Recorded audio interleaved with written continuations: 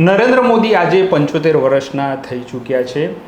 એક નાનકડી સફરથી, કાર્યકર્તાની સફરથી આજે તેઓ વડાપ્રધાન સુધીની સફર તેમણે ખેડી છે. વિશ્વમાં તેમનું નામ ચમકી રહ્યું છે.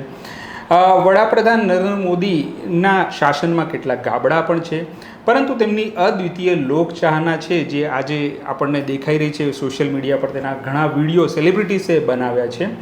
પણ વડાપ્રધાન નરેન્દ્ર મોદીને જે સફર શરૂ થઈ તેની એક ઝલક જે છે એ પ્રશાંત દયાળે, વરિષ્ઠ પત્રકાર પ્રશાંત દયાળે જોઈ છે. અમદાવાદમાં જ્યારે પ્રશાંતભાઈ રિપોર્ટિંગ કરતા હતા ત્યારે તેમણે નરેન્દ્ર મોદી સાથે અલગ વાતચીત કરી, એમની સાથે સંવાદ કર્યો. તો એ વિશે જે શરૂઆતી દોર છે અને અત્યાર સુધીની જે સફર છે એ પ્રશાંતભાઈ એ કેવી રીતે જોવે છે આખી સફરને, તો તે વિશે આજે વડાપ્રધાન નરેન્દ્ર મોદીના જન્મદિવસે થોડી ચર્ચા કરવી છે. તો પ્રશાંતભાઈ, સૌથી પહેલાં સવાલ તો એ છે કે તમે વડાપ્રધાન નરેન્દ્ર મોદીને પહેલી વાર અહીંયા મને લાગે છે અમદાવાદમાં મળ્યા હશો, એટલે જોયા ત્યારે તમને શું લાગ્યું એ વખતે એમને મળીને, અને એ વખતે એમનું સ્થાન શું હતું જ્યાં મને લાગે છે કે RSSમાં હોવા જોઈએ? તો શું એમની સફરની? પહેલાં તો કિરણ, નરેન્દ્ર મોદીનો જન્મદિવસ છે આજે, એટલે સૌથી પહેલાં તો નવજીવન ન્યૂઝ તરફથી આપણે એમને શુભેચ્છા આપીએ અને પછી વાતની શરૂઆત કરીએ. અને આ ઇન્ટરવ્યૂ જ્યારે આપણે કરી રહ્યા છીએ ત્યારે એ સ્પષ્ટતા સાથે એ દર્શકોને પણ કહેવું છે કે નરેન્દ્ર મોદી સાથેના ગમા અણગમા, રાગ દ્વેષ બાજુ પર રાખીને, બરાબર છે, આખી વાત આપણે નરેન્દ્ર મોદીને મેં કેવી રીતના જોયા છે એ મૂકવું છે. શક્ય છે કે સમાજનો એક મોટો વર્ગ સંમત હોય, મોટો વર્ગ અસંમત હોય મારી વાત સાથે, પણ આ મારો મત છે. તો એ આપણે વાતની શરૂઆત કરીએ કે લગભગ હું 88ના ગાળામાં પત્રકારત્વનો અભ્યાસ પૂર્ણ કરી જ્યારે પત્રકાર તરીકે આવ્યો ત્યારે હું સાવ નવો હતો, અને નરેન્દ્ર મોદીને લગભગ ભારતીય જનતા પાર્ટીમાં આવીને 2 વર્ષ થયા હતા. નરેન્દ્ર મોદી 86માં ભાજપમાંથી આવે છે, એટલે સંઘમાંથી એક પ્રચારક મૂકવાની જે ભાજપની પદ્ધતિ છે એમાં નરેન્દ્ર મોદી આવ્યા હતા. ત્યારે એમનો સ્વભાવ બહુ આમ કહીએ તો પ્રેમાળ હતો, મિત્રાચારીવાળો હતો, કારણ કે સત્તામાં નહોતા.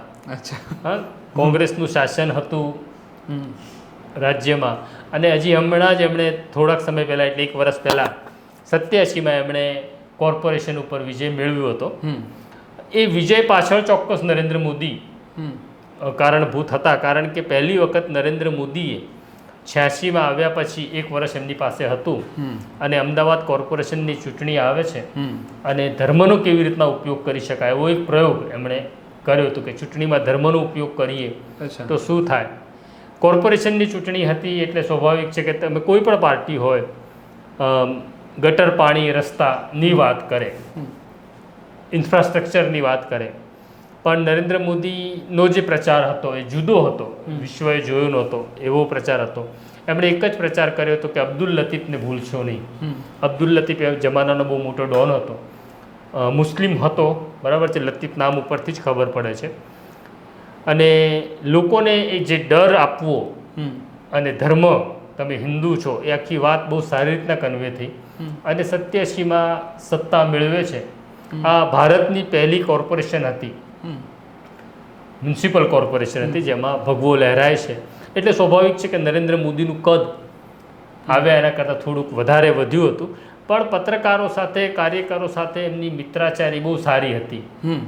અચ્છા, પણ એ જે તમે કહો છો કે એ રણનીતિ ગોઠવવામાં બહુ પાવરદાર રહ્યા છે, એટલે એ રણનીતિ ગોઠવી કેવી રીતે એ થોડું તમે ડિસ્ક્રાઇબ કરી શકો તો? જે કોર્પોરેશન અત્યારની સ્થિતિ એવી છે કિરણ કે કોઈ એવું કે કાલે ભાજપ હારી જાય ચૂંટણી, કોર્પોરેશનની હારી જાય કે રાજ્યની હારી જાય, તો આજે કોઈ માનવા તૈયાર નથી કે ભાજપ થોડું હારતું હોય. એવી સ્થિતિ ત્યારે કોંગ્રેસની હતી કે કોંગ્રેસને થોડી હરાવી શકાય. ત્યારે નરેન્દ્ર મોદીની આ રણનીતિ બહુ કારગર એટલા માટે નીવડી કે 85ના તોફાનો તાજેતરમાં જ થયા હતા, થોડાક વર્ષ પહેલાં, 2 વર્ષ પહેલાં બહુ મોટી ખુવારી થઈ હતી. હિન્દુ મુસલમાનના તોફાનો હતા, અને જે દારૂ વેચનારો અમદાવાદનો લતીફ હતો એ કોમનો નેતા બની ગયો હતો, અને એ જેલમાં હતો એક PSI રાણાના મર્ડર કેસની અંદર. અને લતીફને પણ એવું હતું કે હું પણ ચૂંટણી લડીશ અને કોંગ્રેસ મને ટિકિટ આપશે, કારણ કે આજે જે પર્સપેક્ટિવ છે કે કોંગ્રેસ એટલે મુસલમાનોની પાર્ટી, ત્યારે પણ મુસલમાનો માનતા હતા કે આ આપણી પાર્ટી છે, પણ કોંગ્રેસે ટિકિટ ન આપી એટલે લતીફ જેલમાંથી ફોર્મ ભરે છે અને 5 બેઠકો ઉપર ફોર્મ ભરે છે અને એ મુસલમાનો પાસે કોમના નામે મત માગે છે. જ્યારે આ તરફ નરેન્દ્ર મોદી અને ભાજપ હતા જે લોકો ધર્મના નામે આખી વાત કરી રહ્યા હતા, અને સમય આવ્યો જ્યારે મત પેટી ખુલી ત્યારે તો બેલેટથી વોટિંગ થતું હતું, ઈવીએમ નહોતા, એટલે એવું ન કહી શકાય કે નરેન્દ્રભાઈએ ઈવીએમમાં કંઈ જાદુ કર્યો અને કોર્પોરેશન જીતી ગયા. ત્યારે બેલેટથી મત અપાતા હતા, પણ એવો જાદુ થયો કે કોંગ્રેસના સુપડા સાફ થઈ ગયા. પહેલી વખત કોંગ્રેસને હરાવી શકાય એવી રણનીતિ નરેન્દ્ર મોદી લાવ્યા અને કોર્પોરેશન જીતી ગયા ધર્મના નામે. અને પછી એ પ્રયોગ તો અત્યારે નિરંતર ચાલ્યા જ કરે છે દેશમાં. અને આમ છે ને વર્ચસ્વવાળા આગેવાન રહ્યા છે નરેન્દ્ર મોદી, કે જ્યાં હોય ત્યાં ટોપ પર હોય. એટલે એ જે ગાળો છે તો એમાં સૌથી પહેલાં જે મુખ્યમંત્રી છે ભાજપ તરફથી આવ્યા એ કેશુભાઈ પટેલ આવ્યા. તો એ કેવી રીતે, અને પછી નરેન્દ્ર મોદી આવ્યા, એટલે એ દોરમાં કેમ એવું થયું કે વર્ચસ્વવાળા હોવા છતાં તમે કહો છો કે ભાજપ પહેલી વાર આવ્યું, તો કેશુભાઈ કેવી રીતે આવી ગયા અને એમનો નંબર પછી કેમ લાગ્યો? ના, એટલે એ પણ નરેન્દ્ર મોદીની રણનીતિ જ કહી છે. એ બહુ કાબિલ રણનીતિકાર છે અને ત્યારે સંઘના પ્રચારક હતા અને હજી એમનું મહામંત્રી થવું બહુ નજીકના ભવિષ્યમાં થયું હતું.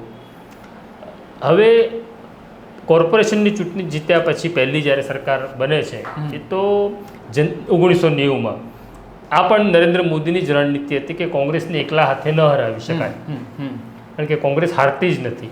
એટલે આ પ્રયોગ 1975માં જનતા મોરચા સરકારમાં થઈ ચૂક્યો હતો કે બધા જ પક્ષો ભેગા થયા અને એક નવો પક્ષ બનાવ્યો જનતા મોરચો, અને ઇન્દિરા ગાંધીને હરાવી હતી. એ પ્રયોગ ફરી ગુજરાતમાં કરવાનો હતો અને જનતા દળ ગુજરાત જે ચિમનભાઈ પટેલની પાર્ટી હતી અને ભાજપ બંને સંયુક્ત રીતે ચૂંટણી લડે છે અને સરકાર બનાવે છે. કોંગ્રેસ પહેલી વખત હારે છે. એટલે કોંગ્રેસના પતનની જે શરૂઆત થઈ એ 1990થી થઈ. 90થી કોંગ્રેસનું પતન સતત આગળ વધતું ગયું, હજી આગળ વધી રહ્યું છે. તો આ રણનીતિ નરેન્દ્ર મોદીની હતી કે આપણે સંયુક્ત રીતે લડીએ. જો કે સરકાર પછી બહુ લાંબો સમય ચાલી નહીં, કારણ કે રામ જન્મભૂમિ આંદોલન શરૂ થયું અને અડવાણીની બિહારમાં ધરપકડ થાય છે, એટલે ચિમનભાઈ પટેલની સરકારનો ટેકો પાછું ખેંચી લેવામાં આવે છે. પછી નરેન્દ્ર મોદીની જે રણનીતિ તું કેશુભાઈની વાત કરે છે તો 95ની છે. નરેન્દ્ર મોદી સારા રણનીતિકાર છે, એમાં કોઈ શંકા નથી, પણ એમની જે રણનીતિ છે એમને કોઈ શક્તિશાળી માણસ એમની આસપાસ પસંદ નથી. એટલે એમને શક્તિશાળી માણસ કોણ છે ત્યારે પ્રદેશ ભાજપમાં એમણે જોયું તો સૌથી શક્તિશાળી માણસ હતા શંકરસિંહ વાઘેલા, જે નરેન્દ્ર મોદીને ખબર હતી કે ભવિષ્યમાં મને પડકારી શકે અથવા મારી સામે થ્રેટ ઊભી થઈ શકે એવો એક માણસ છે. એટલે એમને સરેન્ડર થાય એવો માણસ ગમે, કોઈને પણ ગમતો હોય. એમ તો નરેન્દ્ર મોદીની આ વિશેષ લાયકાત છે કે એમને સરેન્ડર થનાર લોકો વધારે પસંદ છે. એટલે કેશુભાઈ પટેલની પસંદગી થઈ. અચ્છા, એટલે કેશુભાઈ પટેલની, કે કેશુભાઈ ઉપર પ્રેમ હતો નરેન્દ્ર મોદીને એવું નહોતું, પણ ત્યારે પટેલોના મત લેવા અનિવાર્ય હતા, કારણ કે પટેલો 90 સુધી કોંગ્રેસ સાથે રહ્યા છે અને એ પટેલોના મત ગામડાનો માણસે કોઈક પ્રચાર કરવાનો હતો, એટલે કેશુભાઈનો ઉપયોગ થયો. આ 95માં સરકાર બને અને શંકરસિંહ સીએમ થઈ જાય તો એવી પણ એક ડર નરેન્દ્ર મોદીને ચોક્કસ હતો, અને એટલે એમણે એક ફૂલ પ્રૂફ યોજના બનાવી હતી કે શંકરસિંહના માણસોને ઓછામાં ઓછી ટિકિટ મળે, કેવી રીતના કાપી નાખવા.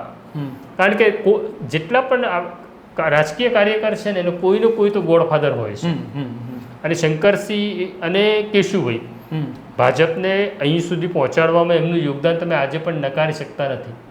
જ્યારે ભાજપ પાસે કંઈ નહોતું, જનસંઘમાંથી ભાજપ થયું ત્યારે અમદાવાદના એલિઝાબેથ વિસ્તારમાં એક નાનકડી દુકાનમાં પ્રદેશ કાર્યાલયની શરૂઆત થાય છે અને 1500 રૂપિયા પણ ભાડું નહોતું જ્યારે પાર્ટી પાસે. ત્યારે શંકરસિંહ પાસે રાજદૂત મોટરસાઇકલ હતી અને ગામે ગામ ફરી એમણે ભાજપનું સંગઠન ઊભું કર્યું હતું. એટલે શંકરસિંહની તાકાત અને શંકરસિંહના સંપર્કો, ગામે ગામ સંપર્કો હતા. એટલે જ્યારે ચૂંટણી આવે છે અને એવું નક્કી થાય છે કે હવે આપણે કોણ મુખ્યમંત્રી થશે, એની પ્રાઇમરી ચર્ચા હોય છે, ત્યારે શંકરસિંહ મુખ્યમંત્રી ન થાય ની એક રણનીતિ નરેન્દ્ર મોદી ઘડે છે. એટલે પહેલો નિયમ એવો લાવે છે કે જે ધારાસભ્ય હોય એ જ મુખ્યમંત્રી થાય. અને ત્યારે શંકરસિંહ ધારાસભ્ય નહોતા અને ધારાસભાની ચૂંટણી પણ લડી રહ્યા નહોતા, એટલે પહેલો તો બેન ત્યાં મૂકી દીધો.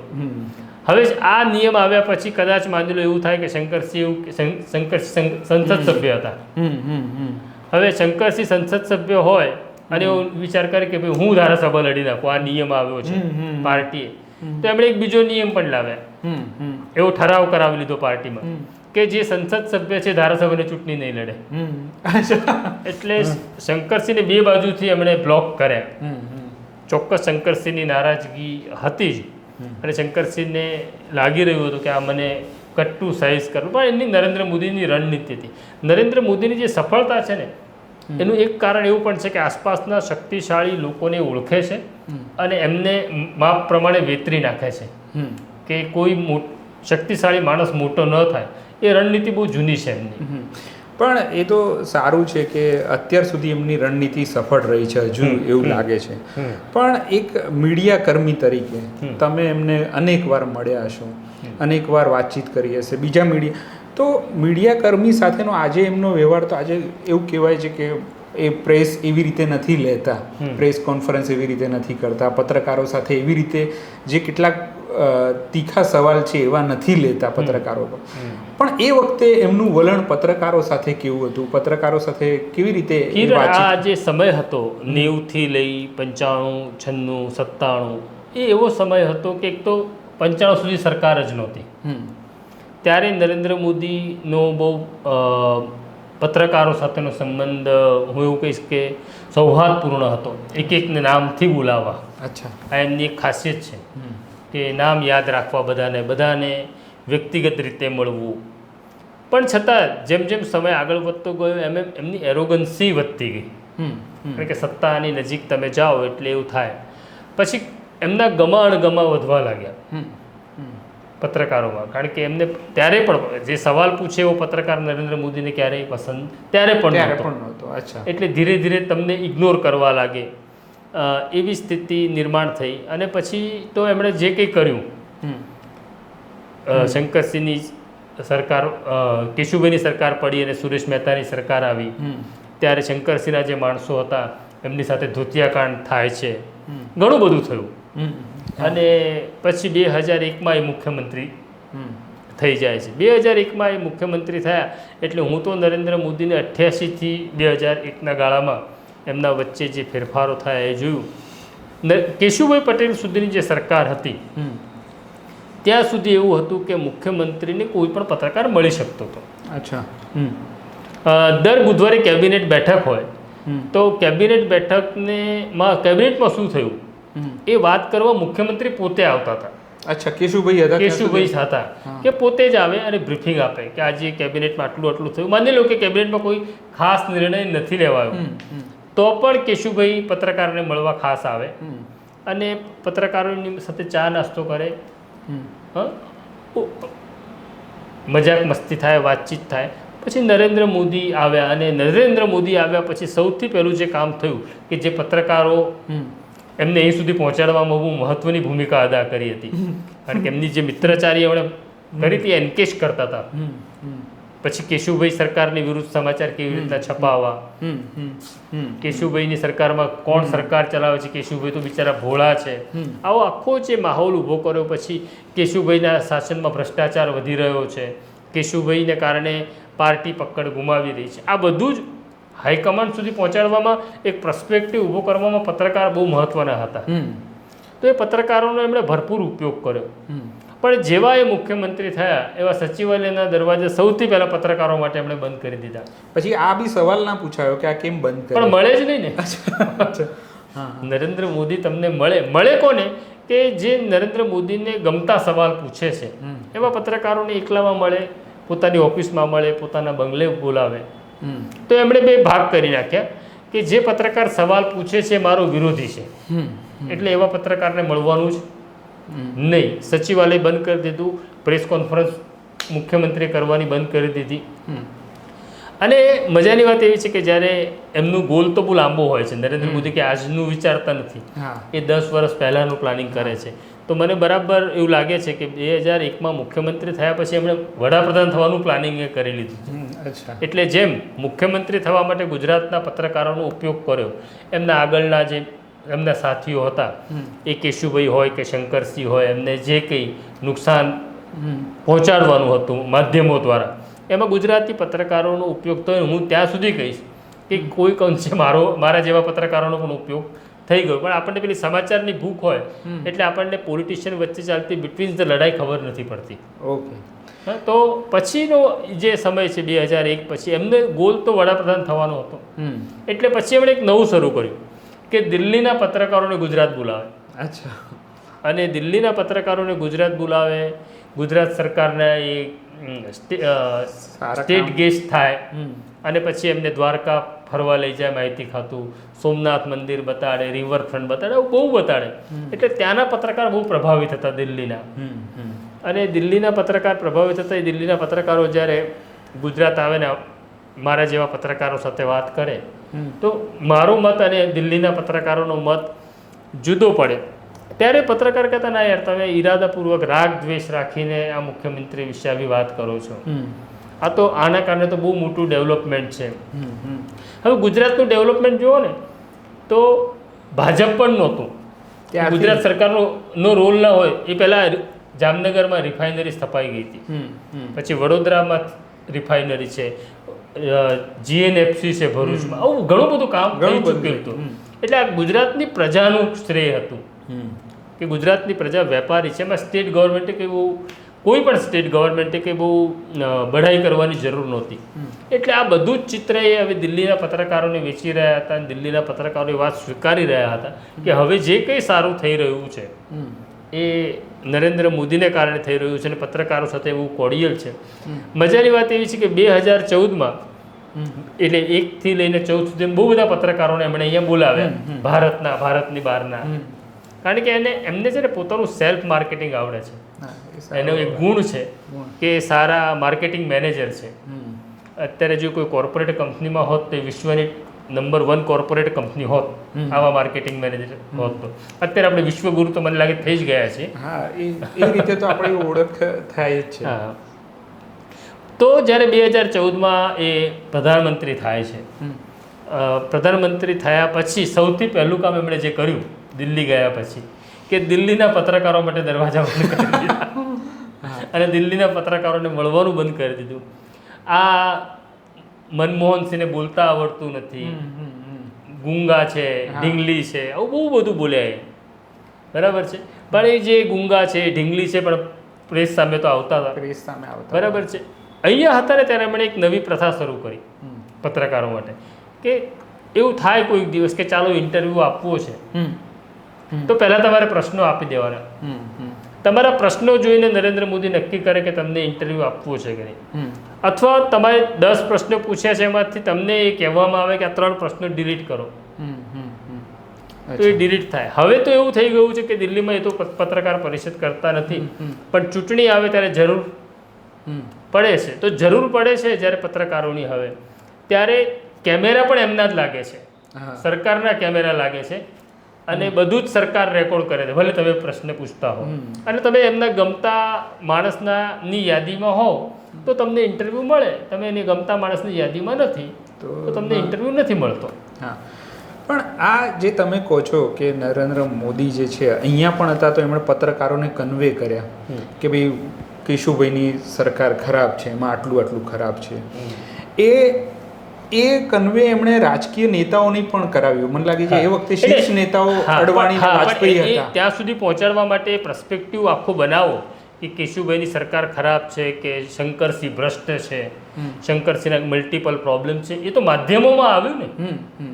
ત્યારે તો ટેલિવિઝનનો યુગ એટલો શરૂ થયો નહોતો, માત્ર ન્યૂઝપેપર હતા કે મેગેઝિન હતા. તો આ પ્રકારની સ્ટોરીઓ અહીંયા પ્લાન્ટેડ કરવામાં આવી, એનો ઉપયોગ સરસ રીતે એમણે કર્યો.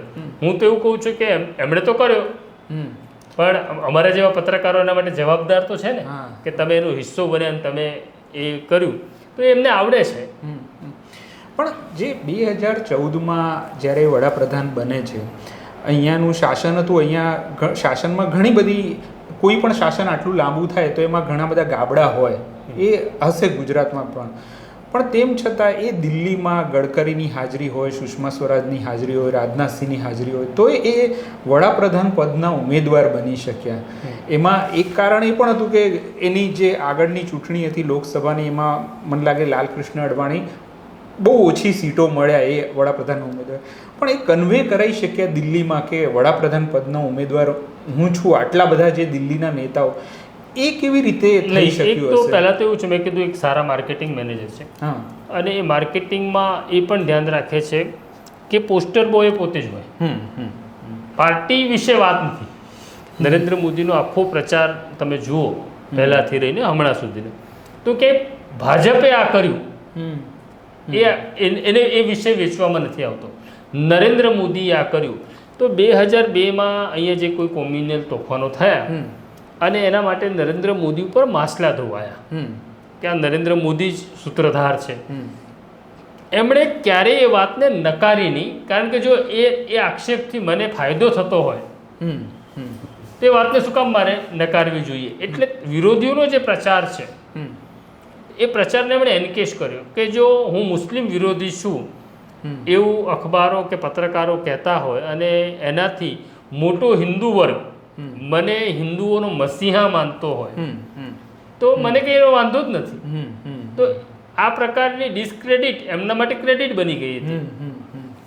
ઉદાહરણ રૂપે એક સરસ મજાની વાત કહું કે 2007માં હું ટાઈમ્સ ઓફ ઇન્ડિયામાં હતો અને 2002 પછી પહેલી ચૂંટણી, ત્યારે ટાઈમ્સ કંઈક જુદા પ્રકારનું અંગ્રેજી પત્રકારત્વ જુદા પ્રકારનું રિપોર્ટિંગ કરતું હોય છે. અને ત્યાં જે કોઈ પત્રકારો હતા એ બધા પત્રકારોમાં હું એવો એક પત્રકાર હતો કે મેં નરેન્દ્ર મોદી સાથે હું સંપર્કમાં રહ્યો હતો જ્યાં સુધી મુખ્યમંત્રી નહોતા ત્યાં સુધી. પછી તો મને આજે પસંદ નથી કરતા, પણ પછી ત્યાં આગળ એક કોઈ પાસેથી મને ઇન્ફોર્મેશન મળી અને મેં એવી સ્ટોરી કરી કે નરેન્દ્ર મોદી ચા વેચતા હતા અને એક ચાવાળો મુખ્યમંત્રી થયો. આ થયું ને, આ સ્ટોરી છપાઈ ટાઈમ્સમાં, ત્યારે નરેન્દ્ર મોદી બહુ ગુસ્સામાં હતા. અચ્છા. અમને ના ગમ્યું પહેલા તબક્કે, પણ બીજા તબક્કે એવો વિચાર આવ્યો કે હું તો કેટલો સામાન્ય ઘરમાંથી, એટલે આ વિષય પણ પકડી લીધો. આ સ્ટોરી થયા પછી મને બહુ બધા લોકો જે નરેન્દ્ર મોદીની નજીકમાં હતા, નરેન્દ્ર મોદી કંઈ નહોતા ત્યારની વાત છે, કોઈ માણસે નરેન્દ્ર મોદીને ચા વેચતા જોયો જ નથી. એટલે કે હું વડનગર સ્ટેશન ઉપર ચા વેચતો હતો, ગીતા મંદિર કેન્ટીનમાં ચા વેચતો, કોઈ માણસ એવો મળતો નથી કે અમે આને ચા વેચતા માણસને જોયો. પણ છતાં પણ એમણે બહુ જ સારી રીતના એ વિષય પકડી લીધો, એમણે વેચ્યો કે હું સાવ સામાન્ય ઘરમાંથી આવનારો માણસ છું. એ તો છે જ, એમાં કોઈ શંકા નથી કે સાવ સામાન્ય પરિવારમાંથી આવું અને કોઈ પણ રાજકીય ભૂમિકા નહોતી પરિવારની એવી, છતાં પેલી ચાવાળી વાત પણ એમણે મસ્ત વેચી. પણ બીજી એક છે કે કરણ થાપરનો ઇન્ટરવ્યૂ હોય કે બીબીસીના ઇન્ટરવ્યૂમાં નરેન્દ્ર મોદીને આમ આપણે સામાન્ય રીતે બહુ કોન્ફિડન્ટ ને એવી રીતે જોઈએ છે, આમ એમનો પ્રચાર બી એ રીતે થાય છે તમે કીધું એમ માર્કેટિંગમાં. પણ તમે એમને હડબડાયેલા જોયા હોય, આત્મવિશ્વાસ એમનો ડગી ગયો હોય, એવા જોયા છે તમે? ઘણી બધી ઘટનાઓ એવી છે. એક તો કરણ થાપરના ઇન્ટરવ્યૂમાં જ એ જે રીતના ગુસ્સે થઈ જાય છે, તો એમનો ડર જ હતો, કારણ કે એમને ગમતો સવાલ નહોતો ને કરણ થાપર સાથે એમનો જૂનો નાતો હતો જ્યારે સરકારમાં નહોતા ત્યારે, અને એમને એવી અપેક્ષા નહોતી કે કરણ થાપર આવો કોઈ સવાલ પૂછશે. અને આવી અનેક ઘટનાઓ છે કે જ્યારે હરેન પણ અહીંયા મુખ્યમંત્રી થયા પછી એમને ચૂંટણી લડવી હતી અને ચૂંટણી લડવા માટે એમને સૌથી સેફ સીટ અમદાવાદની એલિઝબ્રિજ વિધાનસભા લાગતી હતી, જ્યાંથી હરેન પંડ્યા ચૂંટણી લડતા હતા અને જીતતા હતા. એમને એલિઝબ્રિજ જ લડવી તેનું બે કારણ હતું. એક તો હરેનને પસંદ કરતા નહોતા, કારણ કે એવું માનતા હતા કે હરેન પંડ્યા એ કેશુભાઈનો હનુમાન છે એટલે, અને ત્યાંથી લડે તો એક તો સેફ સીટ છે અને હરેનની ટિકિટ કપાય, બે કારણ હતું. જ્યારે હરેન પંડ્યાએ એવું કહી દીધું કે હું સીટ ખાલી નહીં કરું, ત્યારે એ ડર અને ગુસ્સો પછી એમને છાતીમાં દુખવા લાગ્યું હતું એવું એ કહે છે, અને પછી હરેન પંડ્યાની ટિકિટ કપાઈ જાય છે, એવી સ્થિતિ પણ નિર્માણ થાય છે. પણ અહીંયા જે એમના એક સાથીદાર બન્યા જે અત્યાર સુધી છે હોમ મિનિસ્ટર છે અમિત શાહ, એમનો એક નાતો બી રહ્યો છે અહીંયાથી એ શરૂઆતના સફર, એ કેવી રીતે એમનો એક નાતો, મને લાગે છે કે આ સમયે થવી જોઈએ એવી વાત, કારણ કે બંનેની બહુ ક્લોઝ.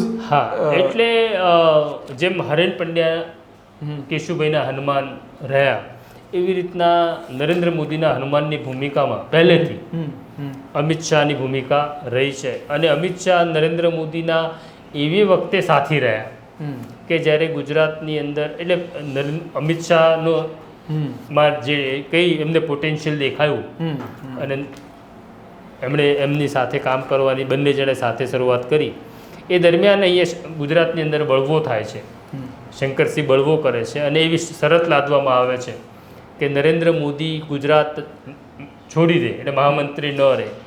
ત્યારે મને એવું લાગે છે કે તમે જ્યારે સત્તાના રાજકારણમાં હો અને તમે સત્તાની બહાર જતા રહો ત્યારે તમને બહુ બધા લોકો છોડી દેતા હોય છે ડરમાં. તો ઘણા બધા લોકો, એટલે મોટા ભાગના લોકોએ નરેન્દ્ર મોદીને છોડી દીધા હતા.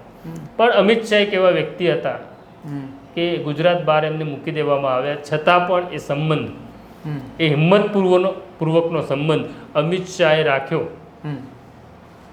બરાબર. અને અમિત શાહ એમના માટે એક રણનીતિકાર પણ રહ્યા. જ્યારે 2010માં સુપ્રીમ કોર્ટના આદેશથી અમિત શાહને એવું કહેવામાં આવ્યું કે ગુજરાતમાં નહીં પ્રવેશ કરવો, ત્યારે 2010માં બેસીને પણ કેવી રીતના નરેન્દ્ર મોદીને વડાપ્રધાનની રેસ સુધી લઈ જવા, જીતાડવા, એની રણનીતિ ઘડનારા અમિત શાહ હતા. એટલે એ વફાદારીનું પણ એક નાતો બહુ જૂનો છે એમનો. હા, બીજું એક છે કે નરેન્દ્ર મોદીના જે જમા પાસા છે એમાં એક એવું આવે છે કે એ શિસ્ત એમની સારી છે જીવનમાં. એ શિસ્ત રીતે કઈ રીતે સારી છે? મને એવું બીજું એક બી છે કે ભાઈ ટેકનો સેવી પણ છે, એવું પણ કહેવાતું હતું કે બહુ ટેકનો સેવી. એટલે હવે બધું જ કંઈ નરેન્દ્ર મોદીમાં ખરાબ છે એવું તો કોઈ દિવસ એટલા માટે ના હોય, કારણ કે કોઈ માણસ આખો સારો કે આખો ખરાબ હોતો નથી, આપણે પણ નથી. માણસ ટુકડામાં હોય છે અને માણસ દરેક જગ્યાએ અલગ બિહેવ કરતો હોય છે. હું અહીંયા કરું બિહેવ, બહાર કરું, મિત્રોમાં કરું, પરિવારમાં કરું, બિહેવિયર અલગ હોય છે. નરેન્દ્ર મોદી ટેકનો સેવી છે, એમાં તો કોઈ શંકા નથી, કારણ કે જે જમાનામાં અમે પત્રકારો કે બીજા કોઈ ટેલિફોન નંબર લેન્ડલાઇન હતા, એ જ્યારે તમે ડાયરીમાં લખતા કોઈનો ટેલિફોન નંબર, ત્યારે નરેન્દ્ર મોદી ડિજિટલ ડાયરી વાપરતા હતા. અને જ્યારે મોબાઈલ ફોન નહોતા લોકો પાસે, ત્યારે નરેન્દ્ર મોદી સેટેલાઇટ ફોનનો પણ ઉપયોગ કરતા હતા. આમ ટેકનો સેવી હતા. અને હવે ટેકનો સેવી થવા માટે તમારે પૈસા જોઈએ. અચ્છા, હા, એ બરાબર છે. પણ નરેન્દ્ર મોદીને ત્યારથી જ જે શ્રીમંત કાર્યકરો છે, ઉદ્યોગપતિ કાર્યકરો છે, એમની સાથે એમની મિત્રાચારી સારી રહી કે જેથી પોતાની સગવડ બધી સચવાઈ રહે. બીજું, વિદેશમાં રહેનાર મિત્રો પણ એમના બહુ ઓછા હતા, એટલે આ બધી સગવડો એમને મળતી હતી. બીજી એમની એક જે ખાસ વાત છે, જે સૂચક છે કે નરેન્દ્ર મોદીનો જે ખરાબ સમય હતો, એ પછી કટોકટી કાળ પણ હતો કે પછી એ સત્તાની બહાર ગયા ત્યારે પણ હતા, જે લોકોએ એમને સાથે સંપર્ક રાખ્યા અથવા સાચવ્યા, એ બધાને નરેન્દ્ર મોદીએ યાદ રાખ્યા. પછી મુખ્યમંત્રી થયા ત્યારે પણ અને પ્રધાનમંત્રી થયા ત્યારે પણ એ બધાને સારી જગ્યાએ મૂક્યા છે. એટલે જે લોકો ખરાબ સમયમાં નરેન્દ્ર મોદીની સાથે ઊભા રહ્યા, એ બધાને વળતર ચૂકવ્યું છે એમણે. એ ઉપકારે ભૂલ્યા નહોતા કે મારા ખરાબ સમયમાં આ લોકો મારી સાથે હતા, એટલે બધાને અત્યારે સારી જગ્યાએ ગોઠવેલા છે.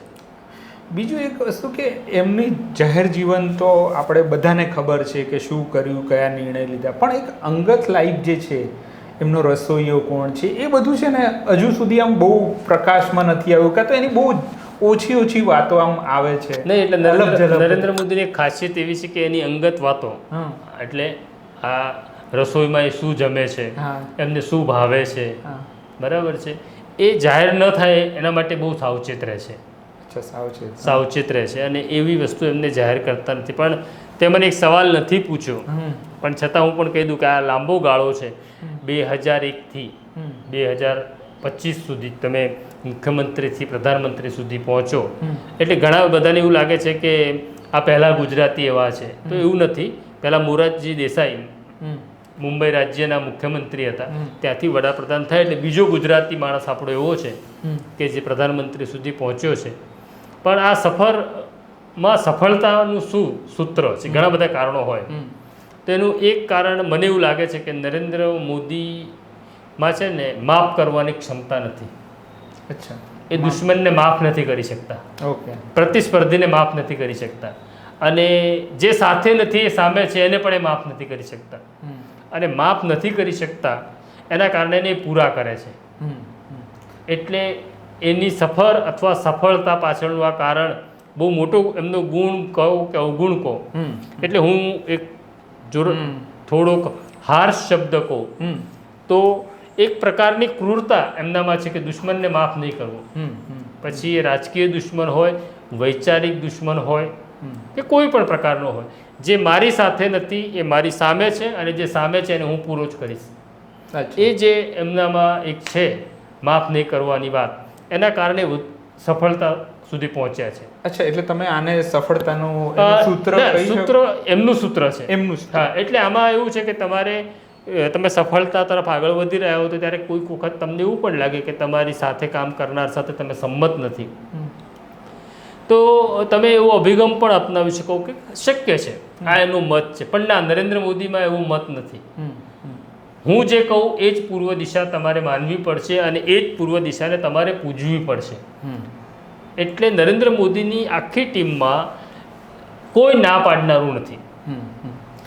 પણ આમાં શું છે કે એક ઇન્દિરા ગાંધી હતા કે જેમણે પણ લાંબુ કાર્યકાળ દરમિયાન વડાપ્રધાન રહ્યા, એમના પણ ઘણા બધા પાસા સવડા પડ્યા, પણ એ કટોકટી લાદી, પછી એમને પણ ઉતરવું પડ્યું શાસન પરથી. પણ વડાપ્રધાન નરેન્દ્ર મોદી જે છે એમના રાજકીય બધા પાસા સવડા પડે છે. કાં તો કોઈ ભૂલ થઈ જાય, સમજો કે નોટબંધીવાળી ભૂલ થઈ ગઈ કે જીએસટી વાળું, તો એને પણ એ કંટ્રોલ કરીને શાસન તો ટકાઈ શકે છે. હું એ જ કહું છું કે એમની જે રણનીતિ છે કે પ્રતિકૂળતાઓને પણ અનુકૂળતામાં ફેરવવી. બરાબર છે. નોટબંધીની તે વાત કરી ત્યારે હું કહું કે લોકો બહુ પરેશાન થઈ ગયા હતા. તું ને હું પણ પરેશાન થઈ ગયા હતા, કારણ કે આપણે પણ લાઈનમાં ઊભા હતા નોટ બદલાવવા માટે. તો આ સ્થિતિમાં લોકોનો ગુસ્સો તો બહુ વ્યાજબી છે, પણ એમણે આ સ્થિતિમાં કેવી રીતના આખી વાતને બદલી નાખી એ બહુ ઓછા લોકોના ધ્યાનમાં આવ્યું. કે નરેન્દ્રભાઈ અને એમના બીજા 3 ભાઈ, કુલ 4 સંતાનો છે દામોદરદાસ મોદીને. તો 4 સંતાનોની માતા હીરાબા, માની લો કે હીરાબા પાસે પણ કોઈ જૂની નોટ રહી ગઈ હોય તો 4માંથી એકાદો દીકરો લાઈનમાં ઊભો રહીને બદલાવી આવે. હવે નરેન્દ્ર મોદી જેટલા પાવરફુલ હતા કે એમ હીરાબાને કંઈ જવાની જરૂર નહોતી, પણ એમણે હીરાબાને લાઈનમાં ઊભા રાખ્યા, અને એનું બહુ સરસ કવરેજ થયું કે વડાપ્રધાનની માતા પણ લાઈનમાં ઊભા રહે છે. તો લોકોને એવું લાગ્યું કે વડાપ્રધાનની માં જો લાઈનમાં ઊભી રહીને નોટ બદલાવતી હોય તો આપણને બદલવામાં ક્યાં વાંધો છે? આપણા ફાધર તો કોર્પોરેટર પણ નહોતા. તો આ પ્રકારનું ગિમિક એમને આવડે છે. હમણાં છેલ્લે જે એમણે બિહારમાં જે ઘટના ઘટી, એક કાર્યકર ગાળ બોલ્યો, ન જ બોલવી જોઈએ. નરેન્દ્ર મોદીને પણ ગાળ ન જ આપવી જોઈએ કોઈએ, હું બહુ સ્પષ્ટપણે માનું છું. અને પછી એ બિહારમાં એક પ્રોગ્રામમાં જે થયો એમાં પછી એમની આંખમાંથી આંસુ નીકળે છે, અને મારી મા વિશે કેવું બોલ્યા એ પ્રકારે બોલીને એક ભાવુક એ થયા. તો ત્યારે એમને યાદ ન આવ્યું કે તમે કોઈકને ઇટાલિયન કૂતરી કહી છે, કોઈકને બારગલ કહી છે, એ પણ કોઈની માં છે ને.